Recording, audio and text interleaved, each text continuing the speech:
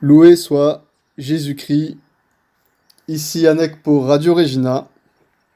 Seconde partie de notre émission donc sur la Belgique avec notre ami Théodon. Donc bonsoir Bonsoir Théodon. à tous. Alors, c'est la seconde partie. À mon avis, ce sera pas la dernière parce que je pense que la fois dernière, tu es arrivé plus ou moins à la moitié, mais néanmoins, tu as encore pas mal de choses à dire sur différents événements de l'histoire belge. Plus on se rapproche, les éléments sont intéressants, puisque à partir de maintenant, on va commencer à entrer dans les périodes de déclin. Puisque Ouais. forcément, les protestants arrivent, et après, ce sera. Même s'il y aura le redressement de la contre-réforme, il y aura quand même le déclin lié à l'absolutisme. Il y aura, voilà, jusqu'à la Révolution, etc. Je pense que déjà là, on a déjà une grosse matière. Voilà, ça n'en restera pas moins passionnant, évidemment. Voilà, Théodon m'a déjà mis un petit peu l'eau à la bouche avant l'émission. Donc, allons-y. Alors, je sais plus trop où on en était, mais tu m'as dit néanmoins que tu étais passé malheureusement à côté de l'épisode des croisades, parce qu'il y a aussi des choses à dire par rapport à ça. Donc, Tout à fait, on tout va à peut-être fait. revenir un petit peu en arrière. Parce que, en fait, pourquoi est-ce que j'ai zappé cette partie-là? C'est parce que ça ne concernait pas directement la politique belge, dans le sens du territoire belge, et ni l'économie belge. C'était une aventure de Belge, mais à l'extérieur du pays. Donc c'est pour ça que j'ai pas peut-être zappé un peu ce point-là, mais c'est quand même important de le rappeler, notamment parce que c'est aussi quelque part notre histoire, même si ça a lieu à l'extérieur de nos territoires, et aussi parce que ça va formater, ça va influencer les générations successives de Belges, et notamment chez les catholiques. Godefroy de Bouillon, c'est resté une grande figure jusqu'à nos jours. Ça a été l'un des premiers à répondre à l'appel de la croisade, ça a été un des premiers croisés, et sa figure, où on voit que c'était un général qui était un chef de guerre qui était très chrétien, très pieux, etc., et qui a été aussi un combattant redoutable. Donc forcément, ça va être une grande figure qui va inspirer de nombreux Belges. Au début du XXe siècle, Godefroy Kurth, qui était un universitaire catholique à Liège, va faire toute une biographie sur Godefroy de Bouillon, et ils vont contribuer à ce que sa mémoire soit vive. Et toujours actuellement, voilà, Godefroy de Bouillon est régulièrement cité dans l'histoire de la Belgique. Impeccable. Alors, je permets juste quelque chose pour un petit rappel. Peut-être que c'était pas assez précis, mais juste pour se faire plaisir. Donc, tu m'avais dit la semaine dernière que la Belgique, ou certaines régions de la Belgique, je sais plus, tu vas nous éclairer, je crois que c'était au XIIe siècle, était une très grande puissance internationale, enfin en tout cas au niveau économique. Donc tu confirmes Je que confirme, bien sûr, oui. c'était la deuxième puissance, c'est Le, ça? oui, on peut dire ça, oui. La première étant, on va dire, les cités italiennes, C'est ça. Voilà. Donc, avec Venise et Gênes notamment qui ont dominé, mais en attendant, dans l'Europe du Nord, c'était véritablement la Belgique et notamment la Flandre, avec le commerce de laine, etc., avec voilà. l'Angleterre, etc., les ports qui sont développés avec la Ligue hanséatique, qui a fait que c'était des régions véritablement prospères et voilà quoi, donc des Et piliers de l'Europe. c'est ça. Et là, on était dans le Léo Belgicus, comprenant les Pays-Bas et actuels et le nord de la France, le Nord-Pas-de-Calais, quoi. C'est bien Tout à ça. fait, tout à fait. La Exactement. séparation entre les deux Belgiques, c'est 17e, 18e siècle. Exactement. Avec la Wallonie. Auparavant, c'était du point de vue il y avait quand même des différences entre les provinces, mais justement, c'était des différences de provinces. Quand on considérait l'ensemble du territoire, on parlait de Lyon, Belgique, et donc on concernait aussi la France du Nord-Pas-de-Calais, la Belgique, les Pays-Bas, et même parfois une partie de l'Allemagne. Très bien. Donc, traduction, pour être clair, on était deuxième puissance mondiale, donc c'est-à-dire devant les Français, on est d'accord?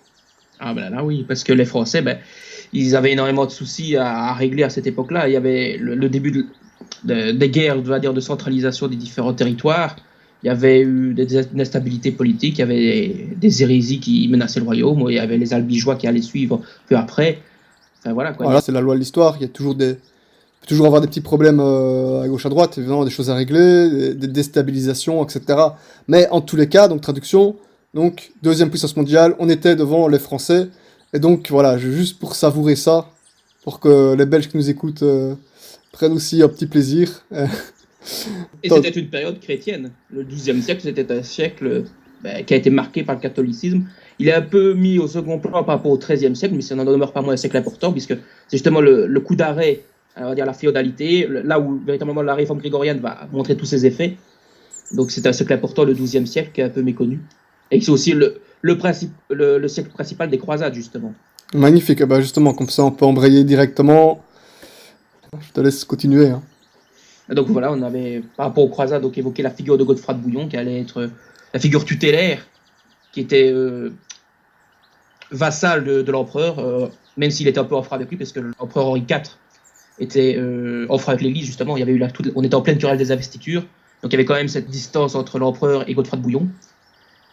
Mais qui, voilà, quoi, ils étaient quand même théoriquement vassals. Et donc voilà, ils ont été à Jérusalem, et voilà, quoi, pas faire l'histoire des croisades ici. Ouais, faudrait on a encore pas émission. l'espace pour le faire. C'est ça. Aussi, il n'y avait pas Godefroy de Bouillon, il y avait aussi Baudouin II de Hainaut, qui était lié à Godefroy de Bouillon. Il y avait Albert de Namur, qui viendra compte de Jaffa en Terre Sainte, qui a accompagné donc, les croisés. Il y avait aussi en province de Liège, Conon, le comte de Montaigu. Ah bah ça va, toutes les provinces sont représentées alors. Oui. Ça fait plaisir. Il y avait 80 000 fantassins, 10 000 cavaliers belges en Terre Sainte durant les croisades. Voilà. Donc c'est quand même énorme. Ouais.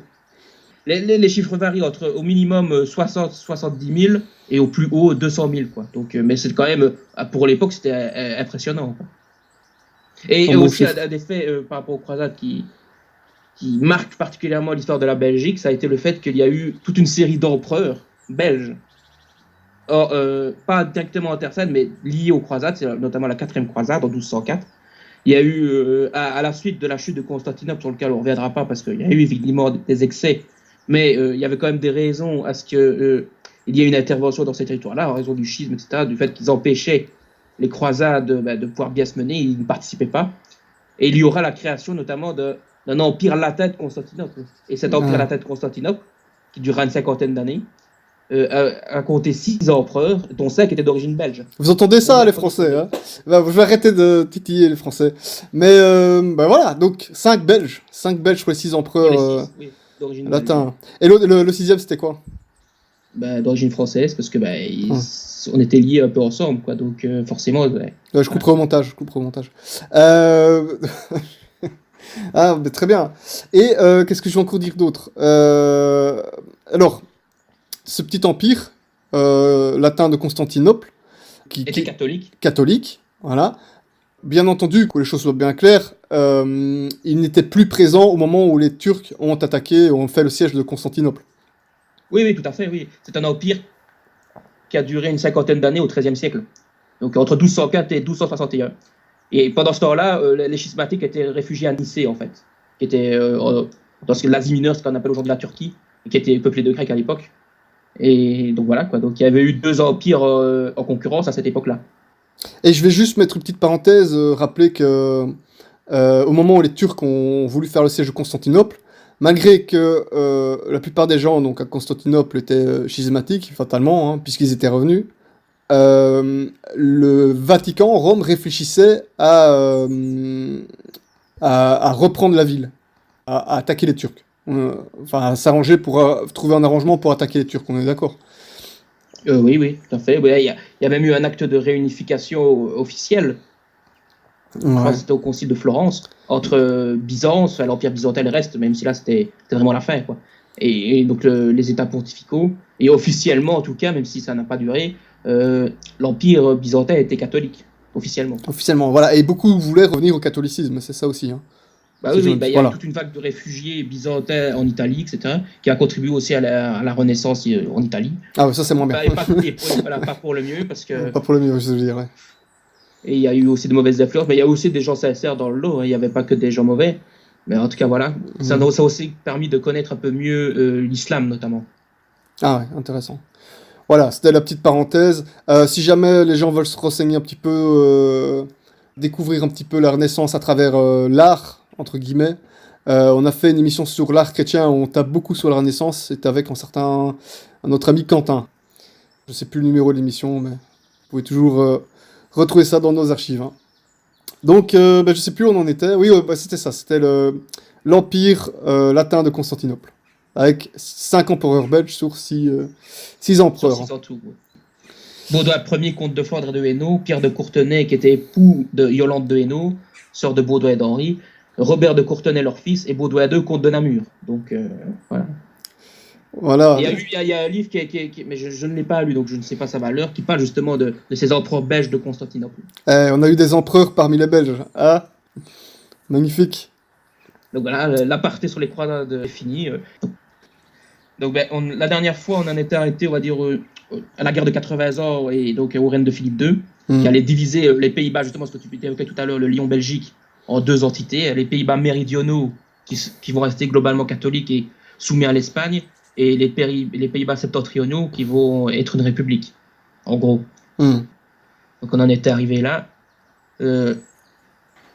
On peut déjà noter la situation économique de ces territoires-là. Il y avait environ 2 millions d'habitants dans nos territoires. On était assez prospères. C'est pas mal, 2 millions pour l'époque. Hein. Ouais, oui, c'est énorme. C'est énorme. Pour un territoire comme le nôtre, quoi, qui n'est pas très, très étendu. L'activité portuaire est importante. Le sud bénéficie de l'activité forestière et l'est de l'exportation de la tourbe. Les villes sont développées, notamment Anvers. C'est là que ça va vraiment être le décollage de la ville d'Anvers, avec 90 000 habitants, et qui va notamment commercer beaucoup avec le Nouveau Monde. Cependant, il allait commencer à y avoir des problèmes, notamment certaines périodes de disette et l'imposition qui allait commencer à devenir de plus en plus important au fur et à mesure que les conflits avec les protestants allaient s'intensifier. Et ça, on va y venir, ça va être une des causes de rupture au sein du Lyon-Belgique. Quoi. Pourquoi les impôts par rapport aux protestants? C'est pour financer l'armée, la guerre?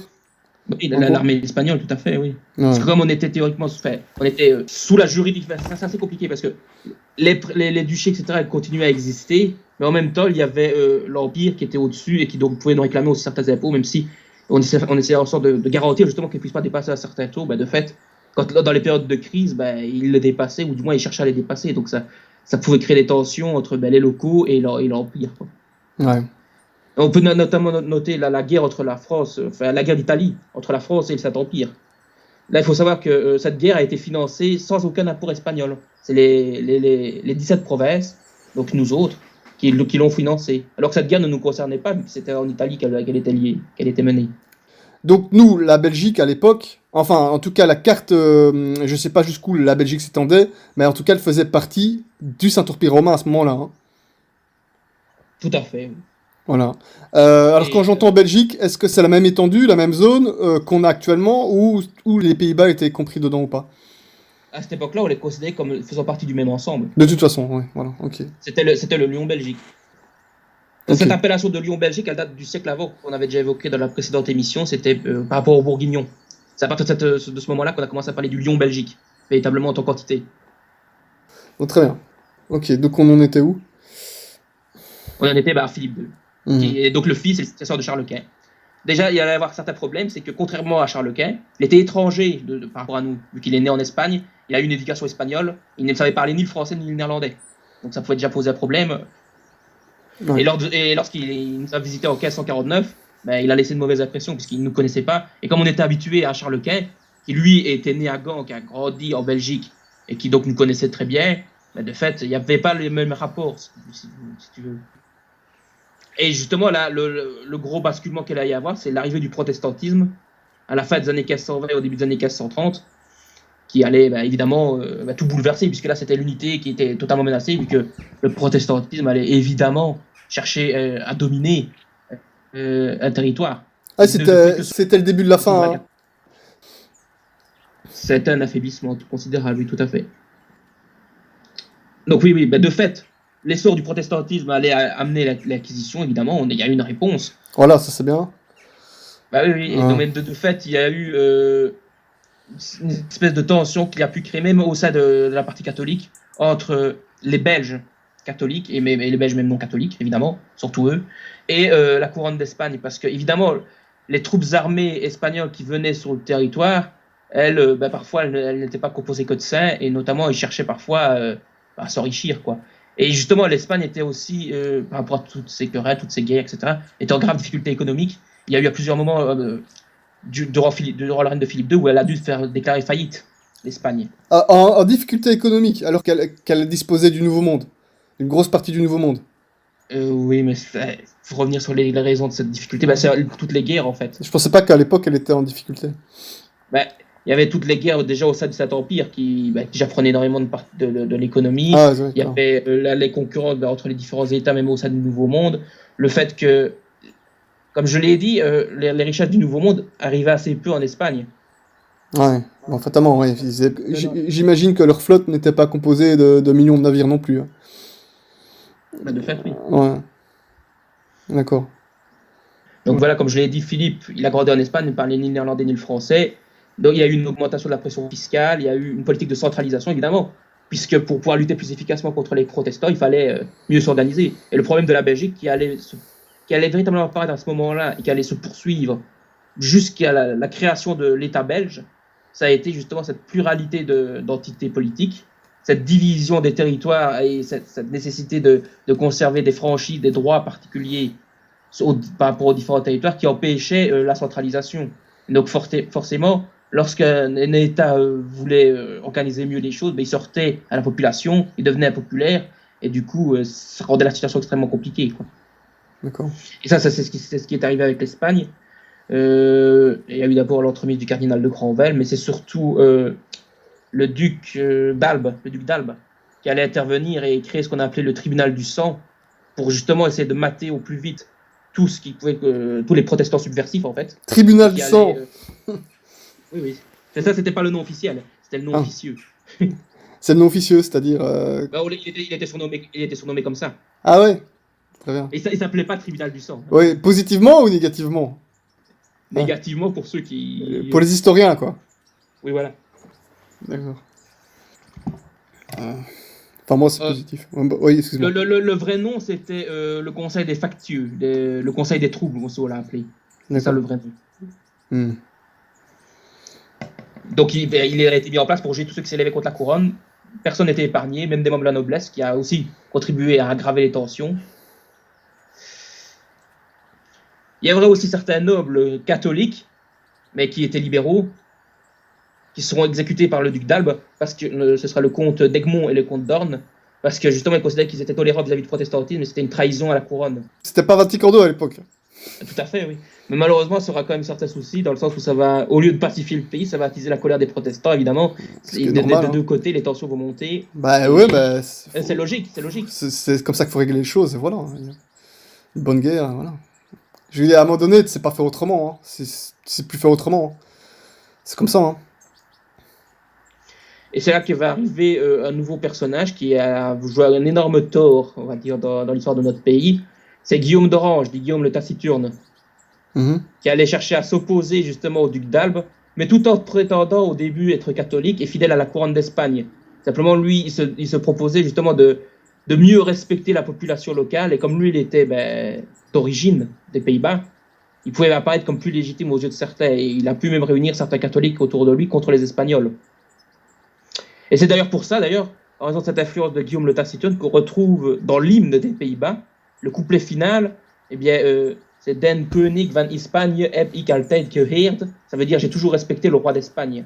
Il y a toujours cette influence, alors que c'est assez bizarre, puisque justement ils se sont révoltés contre lui, mais il y a toujours cette influence de Guillaume le Taciturne dans l'histoire des Pays-Bas, et dans l'histoire de la Belgique aussi. C'est pour ça que les Pays-Bas mettent tout le temps en avant la couleur orange, ou pas? Ou rien à voir, c'est pas. J'ai pas réfléchi à ça. Non, je sais pas. Très bien. Je peux t'enseigner. À cette époque-là, ça va aussi être le début de ce qu'on a appelé les armées permanentes. À partir du 14e, 15e, 16e siècle, donc quasiment toutes les grandes puissances vont se munir d'une armée permanente pour pouvoir justement intervenir dès qu'il y a un danger. Pour changer... Ça n'arrivera pas dans nos pays, dans nos territoires. Voilà, c'est pour changer du mercenariat, en fait. Hein. Exactement, et c'était justement le mode d'action ordinaire, on va dire, des populations belges jusqu'à l'État belge, quoi. Ou bien ils avaient des petites populations, enfin, qu'on pouvait mobiliser, mais ça prenait du temps, parce que forcément, il fallait tenir compte de chaque coutume, et c'était pas organisé pour ça. Donc on pouvait réunir de petites troupes, et il fallait un certain temps, notamment pour lutter contre les seigneurs voisins. C'est pour ça que les troupes belges ont toujours constitué plus ou moins des milices, peu réputées, mais ceux qui véritablement voulaient se destiner à l'art de la guerre, eux, ils étaient recrutés comme mercenaires ailleurs. Et alors on peut citer notamment le plus connu, c'était Tilly, le général Tilly, qui est un peu la personne qui figure dans nos émissions de radio originales au-dessus de mon nom, quoi. Donc c'est ton avatar, en fait, ton avatar sur les supports vidéo, ouais. Tout à fait. Donc si quelqu'un se demande qui est représenté sur l'avatar de Théodon, sur le format vidéo de nos émissions, que ce soit sur YouTube, Gloria TV, etc., c'est le général Tilly. Voilà, c'est un Bruxellois, je crois. Oui, du Brabant, oui, tout à fait. Qui allait être le généralissime des armées de la Sainte Ligue, en fait, durant la guerre de 30 ans. Et Très qui bien. était réputé là aussi comme Godefroy de Bouillon pour sa grande piété, pour véritablement son esprit de foi et qu'il allait mettre au service de la religion, quoi. Ça, c'était un modèle du général Chrétien à l'époque. Un des derniers modèles dans le monde militaire pleinement respectable, quoi. Voilà, mais tant qu'à faire, hein, si quelqu'un se demande, moi, qui j'utilise comme avatar, moi, sur les supports vidéo de nos émissions, c'est Saint-Cyril Non, ça d'Alexandrie. c'est Cyril. Ouais. Voilà, j'aime bien. Donc, qu'est-ce qu'on disait? Par rapport au mercenariat. Ah, donc, mercenariat, ouais. Mercenariat, mais, c'est pas nécessairement ce qu'il y a de plus fiable en soi, le mercenariat. C'est peut-être pour ça qu'il a fallu avoir besoin d'une armée permanente. de fait, oui, parce que nos territoires étaient un peu laissés sans défense. Voilà. On dépendait des autres puissances, mais en même temps, c'était logique puisqu'on faisait partie d'un empire. Donc, quelque part, je peux comprendre qu'on ne cherche pas à élever sa propre armée. En même temps, c'est même Ouais, oui, j'imagine. c'est un Ouais. signe justement, les 7 provinces du Nord qui vont se séparer de l'Empire d'Espagne, eux vont rapidement se doter d'une armée permanente, puisqu'ils comprendront que c'est absolument nécessaire. Pas le choix. Ah, bien sûr. Tandis que justement, nos territoires, il faudra attendre véritablement l'État belge pour que cela arrive, quoi. Mhm.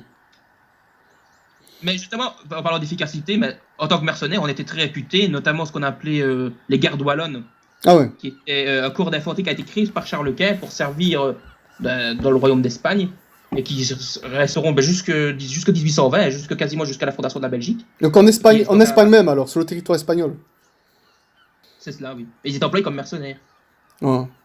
Les gardes wallonnes, hein. Sur le territoire espagnol et sur les territoires détenus par l'Empire d'Espagne, bien sûr. On les retrouvera à Gibraltar, par exemple. Et notamment, on les retrouvera lors de la guerre d'indépendance espagnole, c'est-à-dire quand Napoléon a voulu envahir l'Espagne. Il y a eu la bataille de Burgos en 1808. Et là, véritablement, les troupes wallonnes vont se distinguer, puisqu'ils étaient mis à l'arrière et ils devaient soutenir les charges répétées de la cavalerie napoléonienne. Et il y a eu un énorme massacre. Sur 307 hommes de l'arrière-garde, seuls 74 survécurent. Du camp Napoléon ou du camp wallon? Du camp wallon. Ah, Mais, dommage. ils étaient couverts mais les Français les respectaient énormément, hein. Cette bataille-là, on ne l'a pas gagnée, mais on a infligé énormément de pertes aux Français et on a gagné le respect en tant que soldats. Et puis même au-delà de ça, on considère généralement la guerre d'Espagne comme la plus grande erreur de Napoléon, puisque justement, il n'aurait très bien pu éviter de s'emparer d'envahir ce territoire-là, ce qui lui aurait permis de conserver ses forces pour ailleurs. Ouais, ça servait à rien. Il a été resté des années et des années en Espagne et... Il avait mal prévu son coup, mais bon, voilà. Oui, voilà, oui. Ouais, très bien. Voilà, le mercenariat, qui est assez important dans l'histoire. On retrouve aussi ça chez les Italiens aussi. Quelque part, on a un peu eu... je vais pas dire le même Oui. différence, mais dans l'évolution de la situation géopolitique, on en est assez proche. C'est-à-dire qu'on était très divisé durant le Moyen-Âge. Et on a connu une accélération très rapide de notre unification au moment de la Révolution. Aussi bien les Italiens que nous. Ouais, c'est ça. Et après, le passage des Français aussi. Oui, pareil. Et donc justement à cette époque-là, on était aussi bien comme les Italiens connus pour être des mercenaires, quoi. Ah oui, un truc que j'ai pas dit, oui, par rapport à l'Espagne, le fait qu'elle était en difficulté financière, c'était aussi lié à la guerre contre l'Empire ottoman en Méditerranée. D'accord, c'était avant les pentes. Oui. Oui, les portes, c'était un point d'arrêt des Ottomans, mais auparavant, depuis déjà plusieurs décennies, il y avait des prédations, il y avait de la piraterie en Méditerranée. Ouais, il y avait des tentatives. l'Empire d'Espagne. C'est ça. Donc, qu'est-ce qui va se passer en 1569, le duc d'Albe va chercher à rationaliser l'impôt en prélevant 1% sur le capital, 10% sur les transactions commerciales et 5% sur les ventes d'immeubles. Alors, dit comme ça paraît pas beaucoup, mais Oui, voilà. ça a provoqué un énorme scandale et ça a été repoussé par les États généraux qui estimaient que c'était absolument scandaleux. Et Déjà à l'époque, mais pour nous, c'est rien. Enfin, à l'heure actuelle, c'est rien du tout. C'est une blague en fait. C'est rien. aujourd'hui, on l'accepterait en grommelant, peut-être en faisant 2-3 manifestations, mais voilà quoi. C'est ça quoi. À la limite, tout le monde s'en plaindrait, mais bon. Non, mais c'est terrible. Ah ouais. Et C'est là, un truc aussi de bien les malade. catholiques que les protestants vont un peu se braquer contre l'Espagne, quoi. Parce que de fait, on ne supportait pas cette augmentation de taxes. Ouais, donc c'est petit à petit que les relations vont Vont se dégrader. se dégrader. Donc l'Espagne va partir. Non, ils vont même rester. Ils vont même rester, mais ce sera au bout de 80 ans de guerre.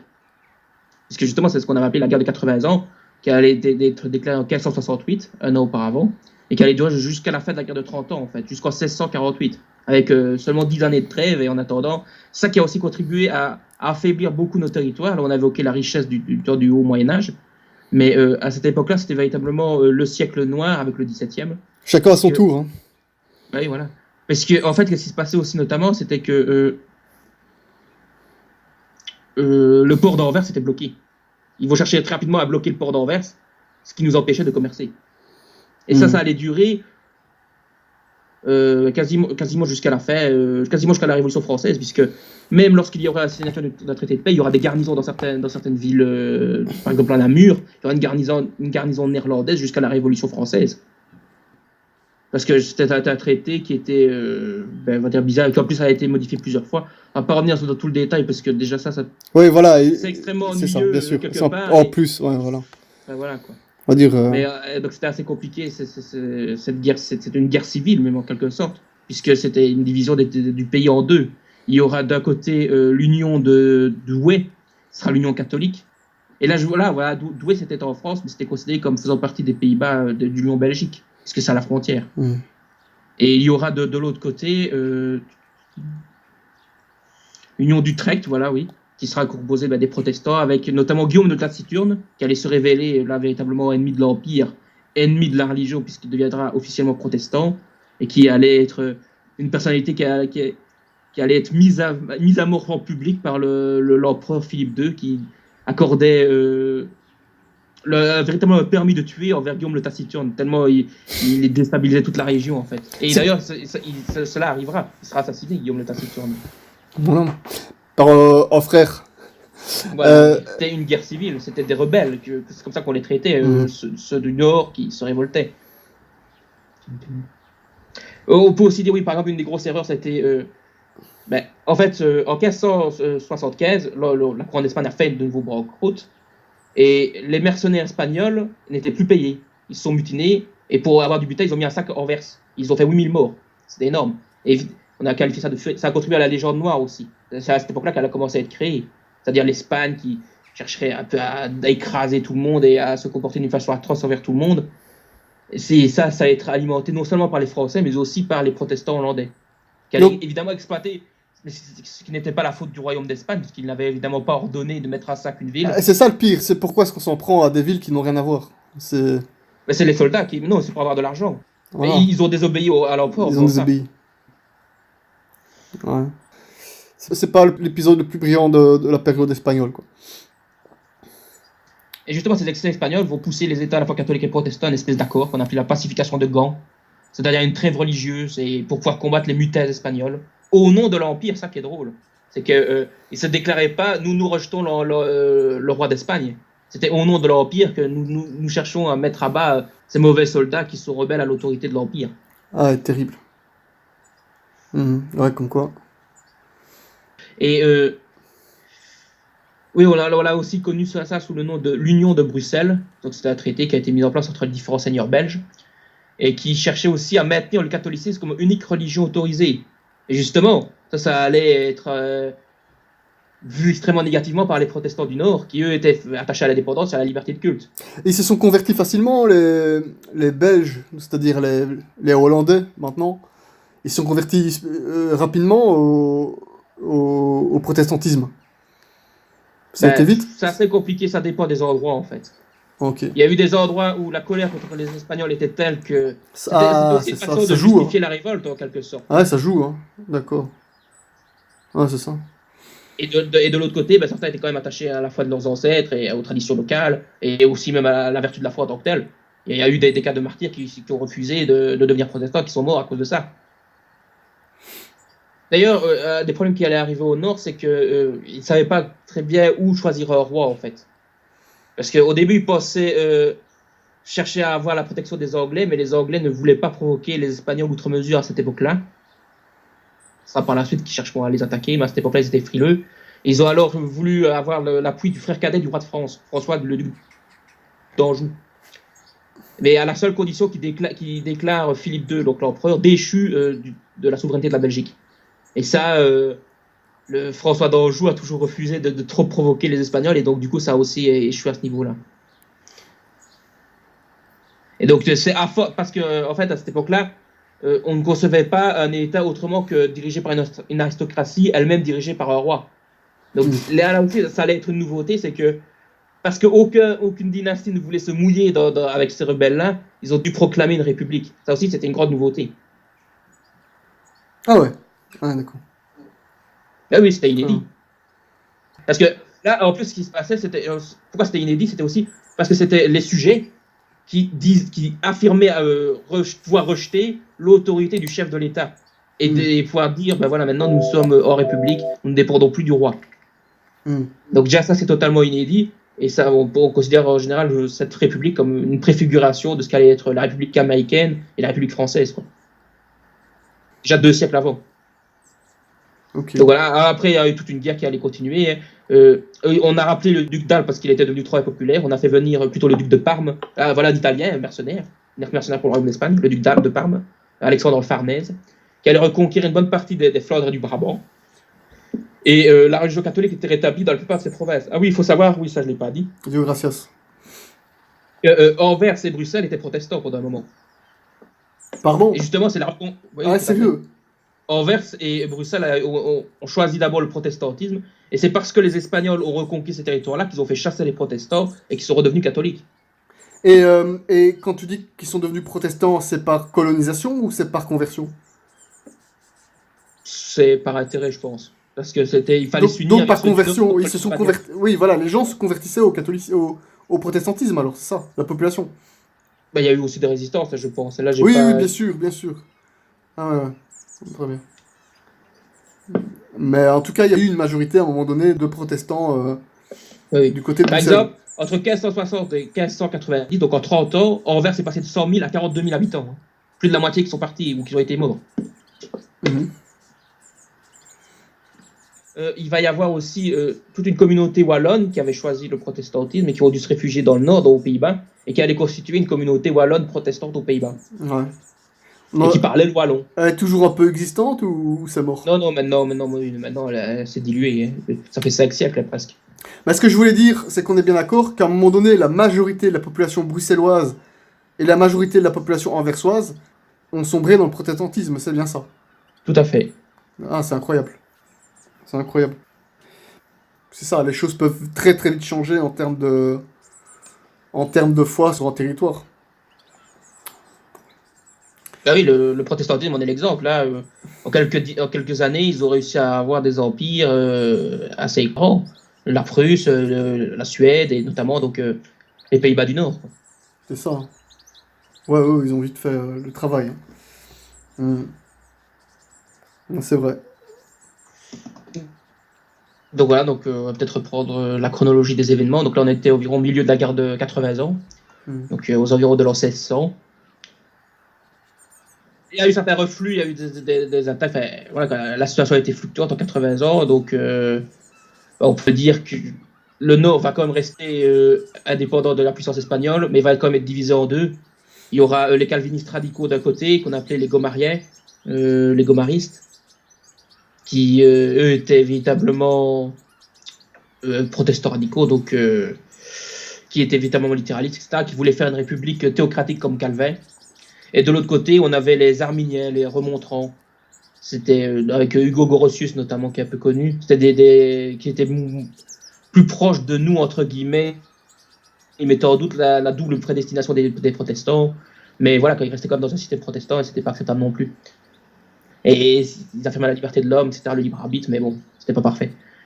Et donc voilà, il y a eu toute une espèce de guerre civile même entre les deux tendances qui finira par faire partir les gomaristes vont être contraints à ne plus revendiquer l'extension d'une république théocratique. Et au contraire, les Pays-Bas du Nord vont plutôt s'élever dans un modèle neutre, une neutralité, et ils vont être dominés par la puissance commerciale, en fait. On le voit dans l'histoire des Pays-Bas, la Compagnie des Indes orientales, etc., des Indes occidentales aussi. Voilà, les Pays-Bas vont être véritablement une puissance maritime. Oui, c'est vrai, hein, c'est vrai. Ouais, ils vont conquérir quelques territoires. Hein. Donc voilà, et donc... à cette époque-là, c'était aussi la guerre de 30 ans, qui là va secouer toute l'Europe en général. Et donc là, on avait évoqué tout à l'heure le cas du général Tilly, qui allait être généralissime de la Sainte Ligue pendant la guerre de 30 ans. Elle s'illustrait à cette époque-là. et qui aussi a contribué à affaiblir grandement tous les États, en fait, parce qu'il fallait augmenter les taxes, évidemment. Et donc ça nous déplaisait particulièrement, même si là, on était plus ou moins contraire en fonction des circonstances, puisqu'on comprenait bien que toute la civilisation dépendait de ce combat, en fait. On voulait conserver la foi catholique, et donc on cherchait à lutter le mieux possible contre les protestants, on cherchait à défendre l'Empire. Et donc, paradoxalement, même si c'était une période très dure, il y a eu assez peu de révoltes durant la guerre de 30 ans. Et donc, à la fin de la guerre de 30 ans, ça a été le traité de Münster. Et la République des Provinces-Unies a dû être reconnue, malheureusement. Parce que les Espagnols, parce que devant faire face aux Français, aux Pays-Bas et même à d'autres ennemis, ont perdu, entre guillemets, la guerre, quoi, avec le Saint-Empire. C'était une guerre perdue. Et donc, de fait, ils ont dû reconnaître une existence juridique aux rebelles. C'est un problème, ça. Bah oui. Ça... Mais en attendant, la Belgique méridionale, donc la nôtre, elle restait sous la domination espagnole. Et le Nord allait connaître aussi un premier problème 4 ans après les traités de Westphalie, puisque c'était la guerre avec l'Angleterre, la première guerre anglo-néerlandaise. Et c'est là que on l'a pas la gagné, et petit à petit, la puissance anglaise va dépasser la puissance hollandaise. Ils étaient déjà anglicans à l'époque. Hein. Oui. Mais il y a eu quand même une période vers la fin du XVIIe siècle où les Anglais pouvaient basculer dans le catholicisme. C'était c'est vrai. Avec les derniers Stuarts.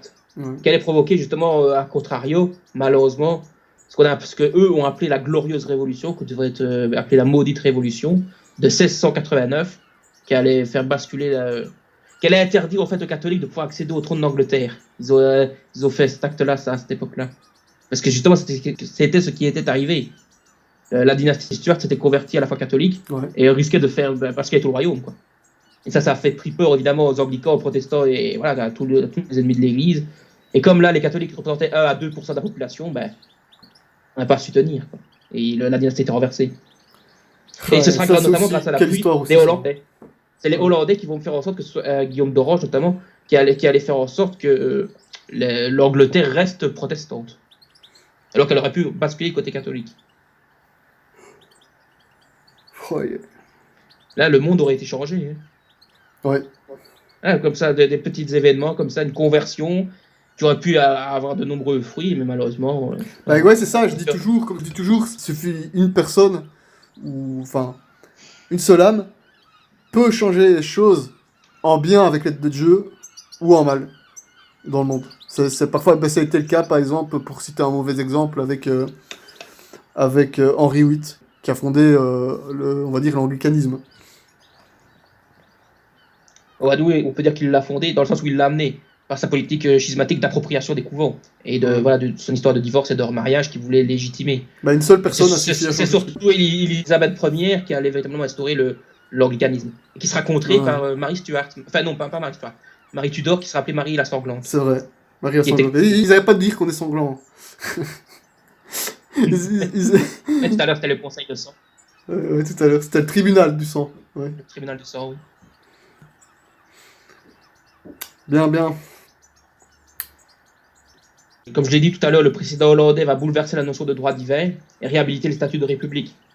Là, j'avais évoqué tout à l'heure la figure d'Hugo Grotius, qui allait être une grande référence politique, qui allait instaurer ce qu'on appelait le droit moderne, avec tout ce qui comporte d'imperfection. Il allait être une grande figure de ce droit-là, et qui était justement donc des Pays-Bas, qui a dû s'enfuir en fait au moment des troubles liés à la guerre entre les protestants modérés et arméniens dont il faisait partie et les gomaristes qui étaient plus radicaux. Donc voilà, tout ça sera quand même des influences au niveau international. Malheureusement, à partir de cette époque-là, les Pays-Bas catholiques, donc nous autres, ne seront plus qu'une espèce de confédération de provinces, chacun gardant ses lois et coutumes propres. C'est une espèce de confédération dirigée depuis Madrid. Mais néanmoins, il conservera quand même les États généraux, qui fait qu'on conservera quand même toute une série de droits qui seront revendiqués jusqu'à la fin de l'Ancien Régime, quoi. Ok. On peut aussi marquer un truc positif, là, la contre-réforme catholique, qui allait véritablement s'imposer à cette époque-là. On estime en général que les ordres religieux représentaient 3% de la population au XVIIe siècle, chez nous. Donc 3% étaient membres d'ordre religieux. Ah oui, c'est énorme. Oui, c'est énorme. Et ce sera notamment les jésuites et les capucins. Et d'ailleurs, ça va jouer aussi un rôle dans l'histoire de la Belgique, ça, parce que... Ah, pour l'émission. Pardon? Pour l'émission. L'émission. Non, pas tout à fait. Plutôt pour... Enfin, oui, aussi pour l'émission, mais... Parce qu'on va réorganiser, en fait, les différentes provinces diocésaines. Ah. Et ça va contribuer à fixer la frontière linguistique, en fait. Il y aura une province plutôt flandro-belge et une autre gallo-belge. C'est là qu'on va dire que les premières frontières entre Wallonie et Flandre vont commencer à se dessiner. Ce sera par la religion, en fait. Les différents diocèses religieux. On pourrait aussi dire, pendant cette période-là, en 1611, il y a eu l'édit perpétuel qui a été mis en place à Bruxelles. C'est-à-dire qu'on a cherché à unifier les législations, justement, comme je l'évoquais tout à l'heure, la difficulté de pouvoir mobiliser des populations quand on a des législations, des coutumes, etc., très diverses d'un à l'autre. Il y a eu des premiers efforts de centralisation et d'uniformisation à cette époque-là, par les Espagnols. Ensuite, on pourrait évoquer, encore une fois, différentes guerres, mais bon, c'est assez peu important.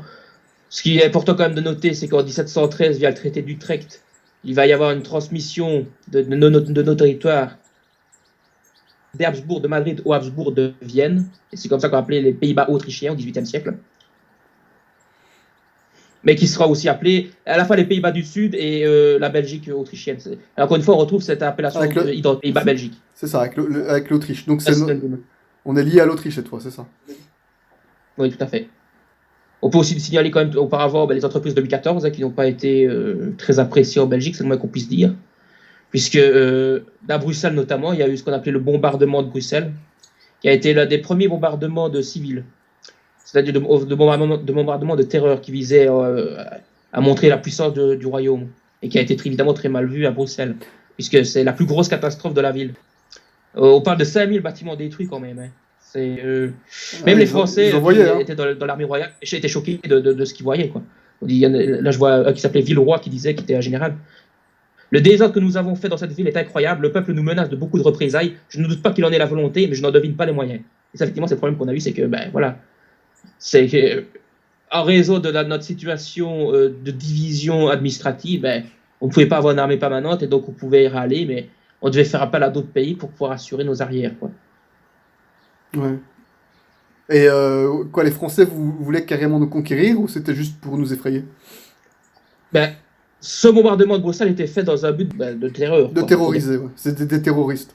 C'était, oui.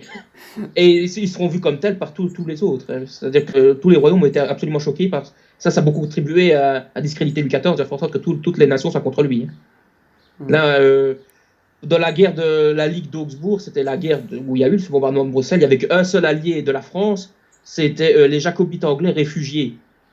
Qui, justement, j'avais évoqué tout à l'heure le changement de dynastie, et donc il y avait une partie qui restait fidèle à l'ancien roi qui se sont réfugiés en France.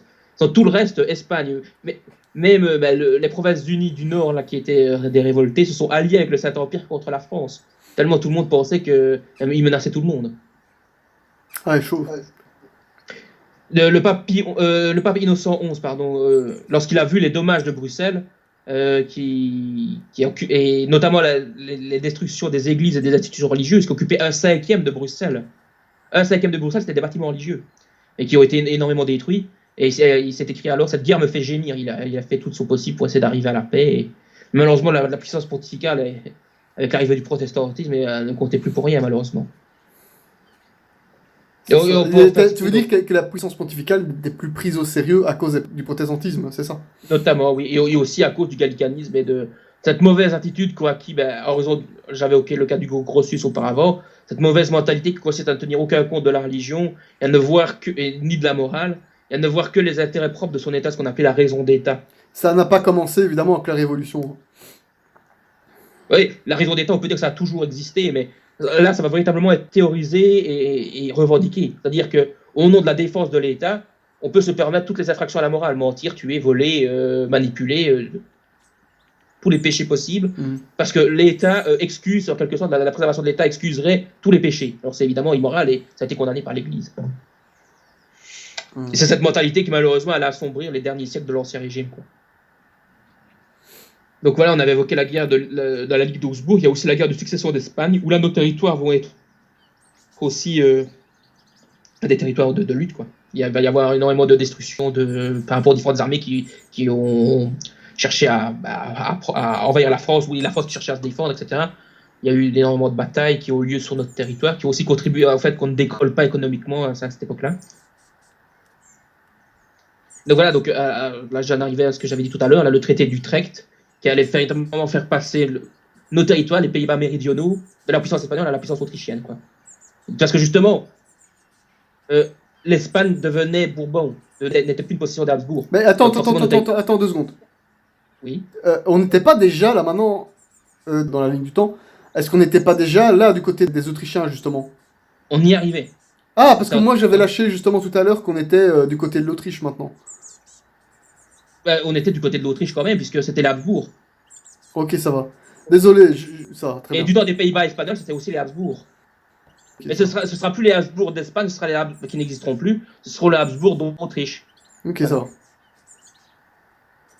On peut aussi noter là, durant la période autrichienne, le cas de Marie-Elisabeth qui va être gouvernante des Pays-Bas autrichiens. Elle était réputée pour sa piété. Elle se rendait souvent au pèlerinage à Montaigu. Lorsqu'elle allait à Bruxelles, elle se recueillait régulièrement à l'église Notre-Dame de Laken. Elle aimait se retrouver parmi les chanoinesses de Mons lorsqu'elle séjournait à Marimont. Elle tient à passer certaines fêtes religieuses chez les Capucins. Elle a une inclination particulière pour les jésuites, fer de lance de la contre-réforme. Elle a choisi son confesseur parmi eux. Enfin voilà, c'était une femme qui était aussi réputée autoritaire, donc nickel. Juste que c'est une femme, quoi. Elle va valider, quoi. Mais ouais, est-ce qu'une femme a le droit d'être chef d'État?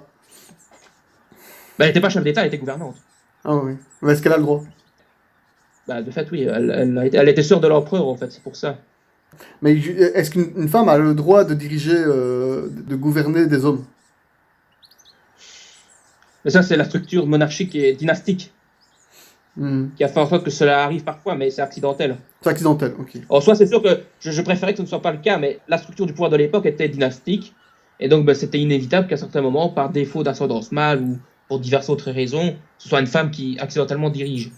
Mais d'ailleurs, on peut aussi remarquer que dans ces quelques rares cas, les fonctionnaires, les seconds, c'était tous des hommes. Parce que là, ce n'était plus une logique dynastique, c'était une logique méritocratique, entre guillemets, aristocratique. Et là, c'était masculin. Donc même s'il pouvait y arriver parfois au cours de l'histoire, et pas qu'en Belgique, partout, que des femmes accèdent à la dignité de chef d'État, il ne faut pas oublier que c'était au sein d'un appareil étatique qui était masculin. Et donc au début, là je retourne un peu à la chronologie, au début, la cohabitation avec les Autrichiens était assez bonne, on peut dire ça. Ils avaient compris qu'il ne fallait pas trop toucher à nos privilèges. Ça, je vois Charles de Lorraine qui était le gouverneur, lui, de ce territoire-là, en fait il y en avait deux. Il y avait lui et Marie-Thérèse, et il disait « Il est vrai que ces pays sont très attachés à leurs privilèges, et même j'ose dire qu'ils poussent cela jusqu'à la folie. Mais ils sont tous élevés dans ce préjugé, et il serait dangereux de toucher cette corde. » Donc au début, ils avaient parfaitement conscience que c'était bien des problèmes qu'on avait, qu'il ne fallait pas trop nous embêter là-dessus. C'est là qu'on voit... Au début, tu dis. Dans l'épisode précédent, oui. Par rapport au fait qu'on était resté très gaulois. Là, on le voit très clairement. Là, encore au XVIIIe siècle, à ce niveau-là, il y a encore cette mentalité, la gauloise, qui consiste à... Voilà, il ne faut pas nous marcher sur les pieds, quoi. On peut aussi noter que c'est aussi un développement de la culture. À cette époque-là, il y aura une académie impériale et royale des sciences et belles-lettres à Bruxelles. Une historiographie belge y verra le jour, des premiers historiens qui vont essayer d'écrire une histoire nationale de la Belgique. C'est aussi à cette époque-là que le français va être promu au sein de l'élite, dans l'administration centrale, etc., au détriment des langues vernaculaires, qui subsistent au sein des petites villes et au sein véritablement des États provinciaux, mais au niveau national, c'est le français qui domine. Ouais, je vois. Ouais, comme beaucoup, mais pas qu'en Belgique d'ailleurs, évidemment. Oui, mais là, c'était avec Louis XIV, etc., et il y a eu le rayonnement de la culture française qui nous a touchés, évidemment. Mais par exemple, oui, même les Prussiens, c'était aussi le cas, et pourtant, ils n'étaient pas francophiles. Ouais. Bon, après, très belle langue, hein, quand même, évidemment. Tout à fait, oui. C'est une langue qui exprime bien les nuances, oui, c'est une bonne langue. Voilà, et très appréciée dans le monde, hein. Même phonétiquement, très jolie, et voilà, il y a beaucoup de bonnes choses à dire sur la langue française. Qui n'a pas que des qualités, évidemment, hein, mais bon, en tout cas, c'est celle qu'on parle, nous. Et donc, on en arrive finalement au règne de l'empereur Joseph II, qui allait être l'empereur de la discorde, malgré ce qu'il avait voulu faire au début. Puisque, en fait, Joseph II allait être pénétré de l'idéologie des Lumières. Forcément, ça arrivait en même temps. Donc, là, il y avoir évidemment une contamination. Allez, c'est parti. C'est lui qui a cherché le plus à être le despote éclairé. Donc, c'est-à-dire cette idée que le chef d'État va chercher à modeler le peuple en vue d'un idéal parfait que lui, théorique. Et donc, on retrouve cette idée qu'il fallait à la fois centraliser tout et en même temps avoir une vue idéologique des choses et libérer l'homme de ses différentes entraves, notamment religieuses. Et on retrouve ça donc sous l'empereur Joseph II, malheureusement. C'est-à-dire que il va chercher d'abord de ses premiers actes qui allaient provoquer un grand courroux au sein de notre royaume, enfin de notre territoire, cette l'édit de tolérance en 1781. Un édit de tolérance au Conseil de justice en vue de reconnaître la liberté de culte et l'accès des protestants aux fonctions publiques. Ouais, ça allait être un gros scandale à l'époque. Mal parti. Parce qu'on n'admettait pas que cela soit le cas, quoi, parce que c'était évidemment scandaleux. C'était mettre la religion catholique, même si elle conservait une certaine préséance de coutume, c'était la mettre au même plan juridique que n'importe quel faux culte. C'est évidemment inacceptable. Alors là, j'imagine qu'on est bien en plein 18e siècle. Oui, j'avance.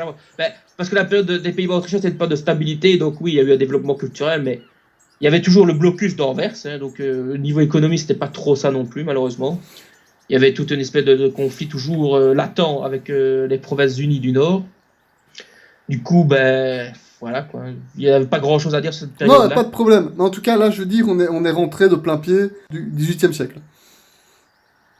Tout à fait, oui. Et donc, voilà, donc, déjà, dès le début de son règne, il provoquait déjà la colère des catholiques, et ça allait continuer, puisque il allait être imprégné de ce qu'on appelait par la suite le joséphisme, même si c'est peut-être un peu exagéré, c'est pas lui qui l'a théorisé, c'était seulement ses conseillers, mais lui, il va les mettre en œuvre, donc ce sera associé à son nom. C'est-à-dire c'est une espèce de gallicanisme pour l'Autriche, en quelque sorte. Super, ouais. Et qui cherchera à appliquer ça chez nous, et que ça va foirer lamentablement. Parce que, mais il aura quand même fait énormément de dégâts avant. Parce que notamment, il a cherché à réglementer les institutions religieuses. Il considérait que tout ça, c'était... il y en avait beaucoup trop qui ne servaient à rien, c'était des loisirs inutiles, c'était perdu pour la société, il fallait diminuer tout ça et qu'il soit productif. C'est ça un peu la mentalité, quoi. On est vraiment dans les lumières, là, ouais, c'est sûr. Oui, tout à fait. Ils ont supprimé des couvents, des hospices de Chartreux, des camaldules, des ermites, des frères du bois, des carmélites, des religieux de Sainte-Claire, des capucines. Donc tout ce qui ne menait qu'une vie contemplative était considéré comme inutile et donc devrait être banni. Le 2 juillet 1783, il fait une déclaration concernant la suppression des ermites. De plus, il fait confisquer leurs biens pour utiliser l'argent récolté à la construction d'hôpitaux et d'écoles. C'est pas vrai. Et quand il pense, même la France n'a même pas encore fait sa révolution. Non. Il y aura 163 couvents qui seront abolis, principalement de religieuses, et qui allaient contribuer tout doucement à la colère contre lui qui allait éclater 5 ans plus tard. Alors, juste en Belgique ou dans tout l'Empire? Dans tout l'Empire. Ok. Tout l'Empire d'Autriche. C'était, on appelait ça aussi, il était allié à un penseur inspiré par les Gallican qui s'appelait Fébronius, qui allait chercher justement à appliquer le système gallican à l'Empire. Avec cette mentalité quand même particulière qui est liée au despotisme éclairé, à l'idéologie des Lumières, qui faisait en sorte que c'était pour rendre la société plus efficace et libérer l'homme. Il y avait toujours cette idée-là. En plus, c'était la différence par rapport au gallicanisme. Le gallicanisme, lui, le faisait au nom des droits locaux du roi ou des évêques, ça dépendait des tendances du gallicanisme, mais c'était au nom de l'identité nationale, on va dire ça comme ça, au nom de l'identité de ce territoire, qu'il fallait refuser Rome. Là, ça va être plutôt au nom de l'efficacité et au nom du progrès. Ça va être la nuance entre les deux sortes. On retrouve les mêmes logiques. Par exemple, en 1784, il interdit les inhumations dans les églises. Les paroisses doivent faire l'acquisition de terrain en dehors des villes pour y construire de nouveaux cimetières. Il déclare le 28 septembre 1784 que le mariage est un acte civil. Il abolit la notion de crime d'hérésie. Il établit la liberté de conscience. Il autorise la fréquentation des écoles de confession non catholique. Il oblige les curés à lire tous les édits de Vienne dans les églises lors des prônes du dimanche. En 1786, les ordonnances arrivent les unes après les autres. Règles de censure pour les sermons. Abolition des pèlerinages en troupes. Rationalisation des processions. Et voilà. Et la mise au pas de la religion, c'est absolument scandaleux. Ouais, ça rappelle un peu la Chine aussi à l'heure actuelle. Non. Ouais, ce qui se passe en Chine actuellement, notamment, oui, on retrouve un peu cette mentalité-là. Ouais. Par l'édit du 16 octobre 1786, Joseph II fait remplacer les séminaires diocésains par 2 séminaires d'État. le séminaire général de Louvain et un séminaire filial à Luxembourg, avec obligation pour tous les séminaires d'y être formés. Et évidemment, là, on leur enseignera le fébronianisme et le joséphisme, quoi. Et ça allait provoquer tout doucement la colère du clergé, évidemment, tous ces attentats contre la religion. On peut même d'ailleurs s'étonner que ceux qui ne soient pas réagi plus avant, directement, mais bon. Il y avait tout un contexte qui faisait il a fallu du temps, mais en attendant quand même une réaction. Notamment du cardinal de Frankenberg, qui était pourtant réputé à des fidèles, mais qui a quand même déclaré que le fait d'interdire la création de nouveaux séminaires, de les réglementer à sa façon, c'était absolument contraire au droit, et au droit canon notamment, et à la discipline de l'Église, et que c'était un acte schismatique même. Donc là, il y a quand même eu un début de réaction, et que Joseph II va réagir en les interdisant, tout simplement. Il a interdit au clergé de censurer l'État, et il a obligé les évêques à prêter un serment civil. Il voulait faire en sorte que l'Église se trouve entre ses mains. Et ça allait évidemment... Mais ça, on oublie, on n'en parle jamais de tout ça, c'est oublié tout ça, on n'en parle pas. Bah oui, parce qu'elle a apporté la liberté de conscience aussi. Donc ce serait considéré un cas compliqué pour l'idéologie en place, parce que quelque part il est gentil entre guillemets parce que c'est un libéral, mais de l'autre côté c'est un méchant parce qu'il a quand même cherché à réglementer et tout en vue de son propre pouvoir. C'est pour ça qu'il préfère ne pas trop parler de lui, quoi. Ouais. Même à l'école on n'en parle pas. Hein. Ah non, très peu.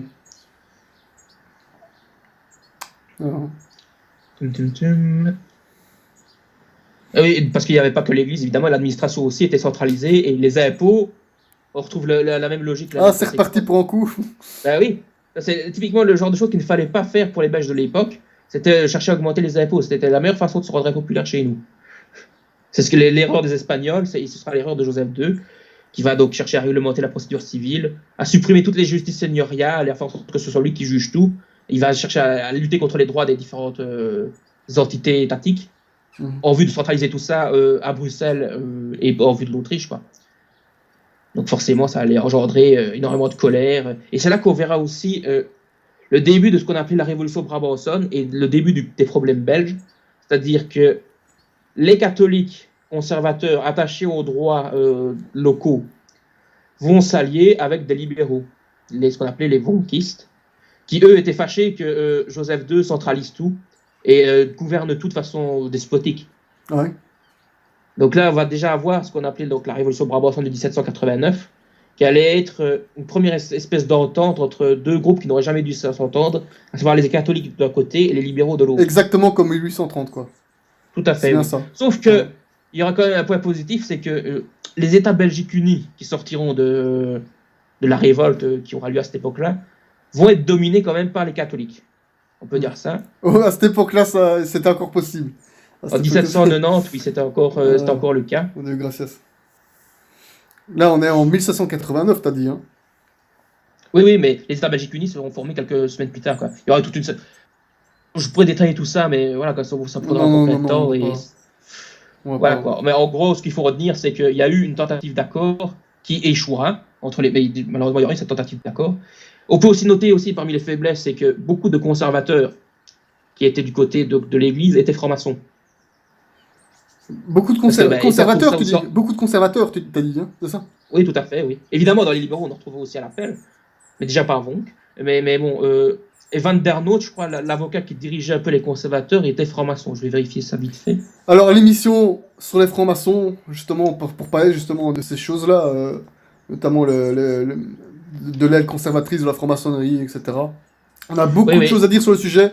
Il y a une émission qui arrivera dans les prochains mois, enfin qui est en préparation à ce niveau-là. Hein. Il y a une émission qui est déjà en préparation, c'est pas la plus grosse qu'on prépare, hein, mais en tout cas c'est prévu dans le programme des prochaines émissions, c'est de toucher enfin à ces questions-là, parce qu'on l'évoque assez souvent. Voilà. Ce ne sera pas pour tout de suite, par contre, encore une fois. C'est assez étonnant de constater que le chef de la frange catholique et conservatrice, qui était Henri Van der Noot, était un franc-maçon. Mais l'histoire de la franc-maçonnerie est assez compliquée. Voilà, ces deux mots vite fait. Parce qu'il y a eu toute une tendance conservatrice et royaliste, même au sein de la franc-maçonnerie, qui pouvait se considérer comme catholique, mais qui avait toute une série de problèmes liés à l'appartenance maçonnique, c'est-à-dire une tendance au piétisme, notamment, une tendance aussi au libéralisme, on peut dire ça, Ouais. et une tendance au traditionnalisme condamné, quoi. C'est-à-dire l'idée que toutes les fausses religions auraient un tronc commun, qu'il n'y a pas de différence de nature entre les sectes païennes et la religion catholique, quoi. Ouais, voilà. Que c'est juste une expression différente. Ouais. Mais voilà. Franchement, on prépare du très très très lourd, hein, par rapport à l'émission en question. Voilà. Donc, ouais, il y a beaucoup de choses qui vont être dites et qui vont surprendre beaucoup d'auditeurs, hein.